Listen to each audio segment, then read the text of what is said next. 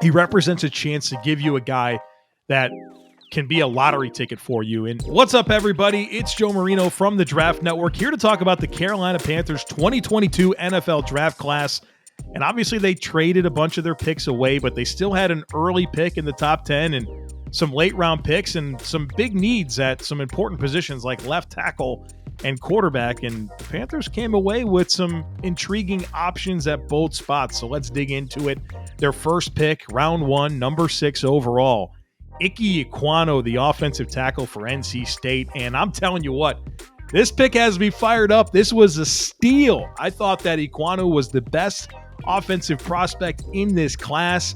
The Carolina Panthers get him at number 6 overall with a glaring need at left tackle. You've heard me say this a million times. The Carolina Panthers have had a different primary starting left tackle since Jordan Gross retired after the 2013 season. Finally, and I mean finally, the search is over, landing a high-impact dude in Ike Ekwonu, who is going to be an absolute mauler in the run game. And I love the growth that he showed at NC State as a pass blocker, where in 2021, he came into his own and did a great job of moving his feet, using his length, and setting that anchor and maintaining that width of the pocket. I think the Panthers have finally secured a franchise left tackle who in year 1 takes over as the starter.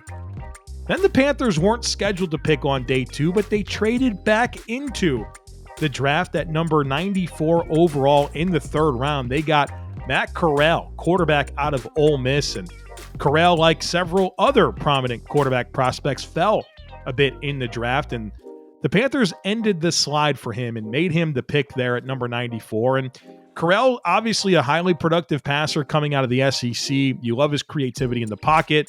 He's got some good moments of accuracy, and he gives them a chance, right? That's what the Panthers need, was a chance here to get their quarterback position changed. And obviously a 3rd round pick isn't a huge investment, so I don't think there's huge expectations for Corral to come in and be the franchise savior at quarterback. Like if they would have picked one at number 6 would have been the case. But in the 3rd round, he represents a chance to give you a guy that can be a lottery ticket for you and maybe be an answer for you at quarterback. Now, he's got a big jump coming out of Lane Kiffin's spread tempo offense that featured spacing and RPO tags and very little progression style concepts. But there's a baseline level of arm talent and movement skills and, like I said, creativity in the pocket where maybe this guy can be a steal for the Carolina Panthers and certainly a risk worth taking in the 3rd round. Then in the 4th round, number 120 overall, Brandon Smith, linebacker out of Penn State.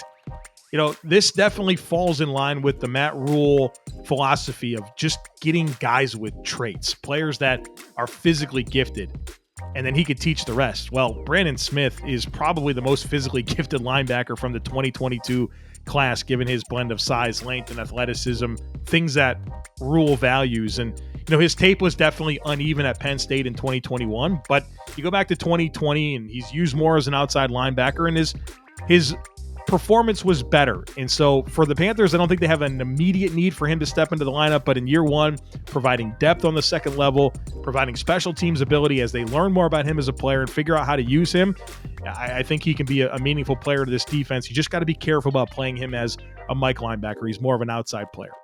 In the 6th round, number 189 overall, Amari Barno, edge rusher from Virginia Tech. And you want to talk about speed rush. That's exactly what you're getting from Barno, who clocked a 4.36 40-yard dash and a 1.54 10-yard split. This guy is explosive off the edge, 34-inch arms. And what I really like about this selection for Carolina is they've proven able to get production from the leaner defensive ends and edge players like a Brian Burns, like a Hassan Reddick. And, you know, Phil Snow now has his next guy here in Amari Barno to come in and give them that true speed rush ability. And so, you know, he was picked 189 for a reason. He doesn't always show up. He has some moments on tape where he disappears.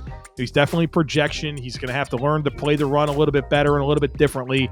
But as a situational pass rusher in year 1, I do think that he can make an impact for this Panthers team. And, you know, as they get to know him better, figure out different ways that they can unleash him and take advantage of that speed and that burst and that bend off the edge. In the 6th round, number 199 overall, Cade Mays, offensive lineman from Tennessee. I like this pick a lot. We're talking about a 5-star recruit. He's played all 5 spots on the offensive line, considering his time at both Georgia and Tennessee. I think he's played his best football at guard, where he projects best at the next level. He's a powerful dude. He's got heavy hands. He's a guy that can create displacement in the run game. He's got a firm anchor. I think the big thing for him is just playing with a little bit more control of his frame and, settling into one spot. I think he was kind of a victim of his own versatility by having to play multiple spots and never fully learning the nuances at any one position. And so in year one, I see a quality reserve, but a guy that I think has all of the traits necessary to be a starter by year 2 or year 3.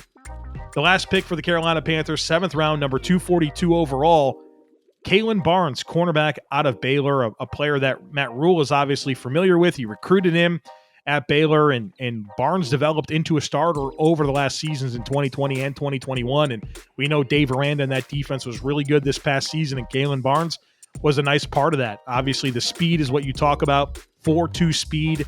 Normally corners that run 4.2 get picked a little bit higher. And so I was surprised he was around for the Panthers this late in the draft. And he's definitely a player that needs to develop his coverage instincts and his route anticipation skills. But you just don't have guys that can move like this, that can mirror and match and run and turn and run and carry explosive receivers down the field. And so back to what we said about Brandon Smith and this Panthers philosophy of just getting traits they can teach the rest. I think there's a lot of upside here when it comes to Kalen Barnes in terms of what he can develop into. So in year one, I see a depth player, a special teams player, but maybe in time, as he continues to learn the position and grow and utilize his physical traits, he can be a meaningful piece for this defense in time. So what do you think of this Carolina Panthers draft haul from 2022? Let me know in the comments. Be sure to like this video. And of course, stay tuned to the Draft Network for all of your NFL, college football, and NFL draft coverage.